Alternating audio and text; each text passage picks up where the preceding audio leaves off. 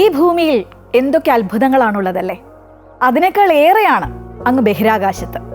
ബഹിരാകാശ യാത്രികർ അതൊക്കെ നമുക്ക് കാണിച്ചു തന്നിട്ടുമുണ്ട്. ബഹിരാകാശത്തെക്കുറിച്ച് പറഞ്ഞപ്പോഴാണ് പലരും ഇപ്പോൾ ചർച്ച ചെയ്യുന്നത് സുനിത വില്യംസിനെയും ബുഷ് വിൽമോറിനെയും കുറിച്ചാണ്. 9 മാസത്തെ ബഹിരാകാശ ദൗത്യം പൂർത്തിയാക്കി ഇരുവരും തിരിച്ചു വരികയാണല്ലോ.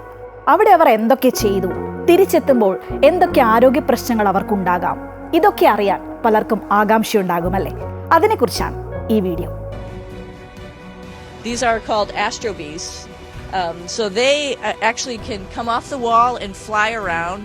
Huge opportunities for people to test out guidance navigation control on a quote-unquote spacecraft in microgravity inside here. So we have companies, universities, students all flying these astrobees around at different times. Some of them are actually even grabbing onto other pieces that we might have floating around, and that might help us clean up space. സുനിതയും Bush വിൽമോറും June 5-നാണ് ബഹിരാകാശ നിലയത്തിലേക്ക് പുറപ്പെട്ടത്. Boeing Starliner പേടകത്തിലായിരുന്നു യാത്ര. യാത്രക്കിടെ ആശങ്ക വിതച്ച പേടകത്തിന് ഗുരുതര തകരാറുണ്ടായെങ്കിലും 6-ന് ബഹിരാകാശ നിലയത്തിലെത്താനായി. തുടർന്ന് 9 മാസത്തോളം ഇവർ ബഹിരാകാശ നിലയത്തിൽ കുടുങ്ങുകയായിരുന്നു. ഇത്രയും നാൾ ഇരുവരും ബഹിരാകാശത്ത് എന്തൊക്കെ ചെയ്തു എന്ന് നോക്കാം.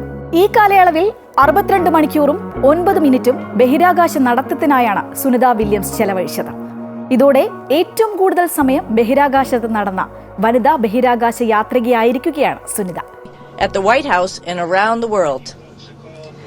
This year I have the unique opportunity to celebrate Diwali from 260 miles above the earth on the ISS.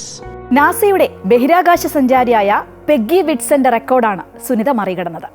Sunitha വില്യംസും സഹ ബഹിരാകാശ യാത്രികരും 900-ലധികം മണിക്കൂർ സമയം ചെലവഴിച്ചത് ഗവേഷണം നടത്തുന്നതിനും പരീക്ഷണങ്ങൾക്കുമൊക്കെയായാണ്. അന്താരാഷ്ട്ര ബഹിരാകാശ നിലയത്തിൽ താമസിക്കുമ്പോൾ 150-ലധികം ശാസ്ത്രീയ പരീക്ഷണങ്ങളും നടത്തി.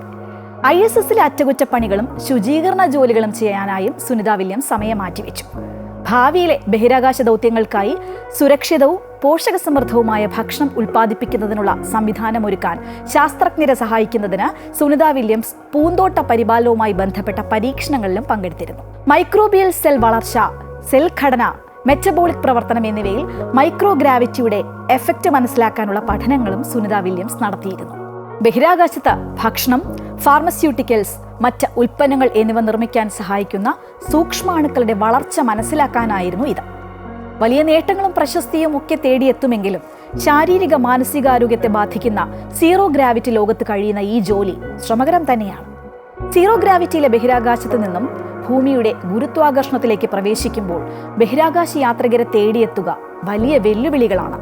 അതിനാൽ ഭൂമിയുടെ ഗുരുത്വാകർഷണവുമായി പൊരുത്തപ്പെടാൻ സുനിത വില്യംസിനും ബുഷ് വിൽമോറിനും ഏറെ സമയം വേണ്ടിവരും.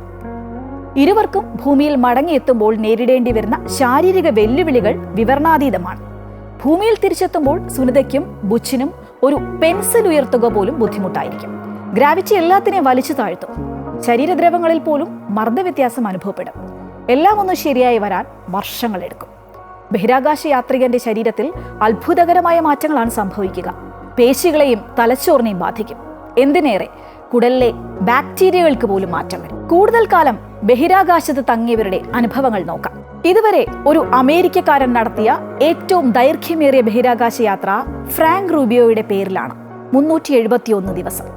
മനുഷ്യർക്ക് ദീർഘകാല ബഹിരാകാശ യാത്ര സൃഷ്ടിക്കുന്ന പ്രശ്നങ്ങളെ എങ്ങനെ മികച്ച രീതിയിൽ നേരിടാമെന്ന് മനസ്സിലാക്കി തന്നതും റൂബിയോയാണ്. പരിമിതമായ ജിം ഉപകരണങ്ങൾ ഉപയോഗിച്ച് വ്യായാമം ചെയ്യുന്നത് മനുഷ്യ ശരീരത്തെ എങ്ങനെ ബാധിക്കുമെന്ന പഠനത്തിൽ പങ്കെടുത്ത ആദ്യത്തെ ബഹിരാകാശ യാത്രികനാണ് അദ്ദേഹം. ഇനി എന്തൊക്കെ ആരോഗ്യ പ്രശ്നങ്ങളാണ് ഉണ്ടാകുക എന്ന് നോക്കാം. ഗുരുത്വാകർഷക ബലമില്ലെങ്കിൽ പേശികളുടെയും അസ്ഥികളുടെയും പിണ്ഡം ബഹിരാകാശത്ത് പെട്ടെന്ന് കുറയാൻ തുടങ്ങും. 2 ആഴ്ചയ്ക്ക് ശേഷം പേശികളുടെ പിണ്ഡം 20% വരെ കുറയും. 3 മുതൽ 6 മാസം വരെ ദൈർഘ്യമുള്ള ദൗത്യങ്ങളിൽ അത് 30% വരെയാകും. അസ്ഥികളും ദുർബലപ്പെടുന്നു. ഇത് എല്ലുകൾ പെട്ടെന്ന് പൊട്ടാൻ കാരണമാകുന്നു. ഭൂമിയിൽ തിരിച്ചെത്തിയ ശേഷം എല്ലാം പഴയപടിയാകാൻ 4 വർഷമെങ്കിലും വേണ്ടിവരും. ഇതിനെ ചെറുക്കുന്നതിനായി ബഹിരാകാശ യാത്രികർ ISSൽ ഭ്രമണപഥത്തിലായിരിക്കുമ്പോൾ വ്യായാമം ചെയ്യാറുണ്ട്. സപ്ലിമെന്റുകളും കഴിക്കും. എങ്കിലും പേശികൾക്കുണ്ടാകുന്ന ബുദ്ധിമുട്ടുകൾ ഇല്ലാതാക്കാൻ ഇതൊന്നും പര്യാപ്തമല്ലെന്നാണ് പുതിയ പഠനങ്ങൾ പറയുന്നത്. ഗുരുത്വാകർഷണ ബലം ശരീരത്തെ താഴേക്ക് വലിക്കാത്തതിനാൽ ബഹിരാകാശ യാത്രികർ ISSൽ താമസിക്കുന്ന സമയത്ത് അവരുടെ ഉയരം അല്പം വർദ്ധിക്കാറുണ്ട്. നട്ടെല്ലിന് നീളം കൂടും. ഭൂമിയിലേക്ക് തിരിച്ചെത്തുമ്പോൾ നടുവേദനയ്ക്കും മറ്റ് ഡിസ്ക് പ്രശ്നങ്ങൾക്കും ഇത് കാരണമാകുന്നു.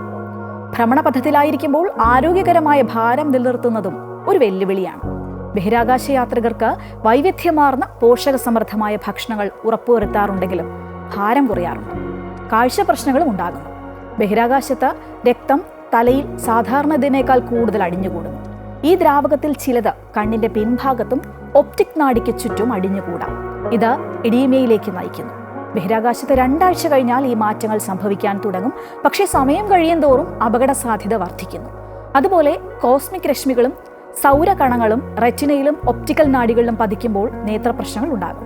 2014 ISS-ൽ 169 ദിവസം ചെലവഴിച്ച ഒരു റഷ്യൻ ബഹിരാകാശ യാത്രികനിൽ നടത്തിയ ഒരു പഠനത്തിൽ ഭ്രമണപഥത്തിലായിരിക്കുമ്പോൾ തലച്ചോറിൽ തന്നെ ചില മാറ്റങ്ങൾ സംഭവിക്കുന്നതായി കണ്ടെത്തി.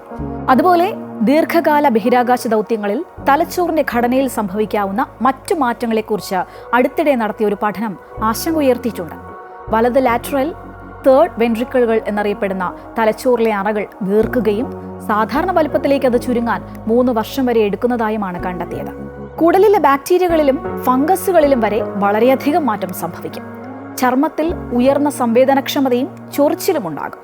DNA-യിലും സ്വാധീനമുണ്ടാക്കുന്നു. ഭ്രമണപഥത്തിലായിരിക്കുമ്പോൾ ദീർഘകാല എക്സ്പോഷർ അനുഭവിക്കുന്ന ബഹിരാകാശ യാത്രികർക്ക് DNA തകരാർ ഉണ്ടാകാനിടയുണ്ട്. ശരീരത്തിൽ വെളുത്ത രക്താണുക്കളുടെ എണ്ണവും കുറയും. രോഗപ്രതിരോധ ശേഷി അതുമൂലം കുറയാനിടയുണ്ട്. ഇത്തരത്തിൽ നിരവധി ആരോഗ്യ പ്രശ്നങ്ങളാണ് സുനിത വില്യംസിനെയും ബുച്ച് വിൽമോറിനെയും കാത്തിരിക്കുന്നത്. ബഹിരാകാശ യാത്രികർക്കുണ്ടാകുന്ന ഇത്തരം ആരോഗ്യ പ്രശ്നങ്ങളെയൊക്കെ എങ്ങനെ അതിജീവിക്കുമെന്നതിനെക്കുറിച്ച് ഇനിയും പഠനങ്ങൾ നടക്കേണ്ടതായുണ്ട്.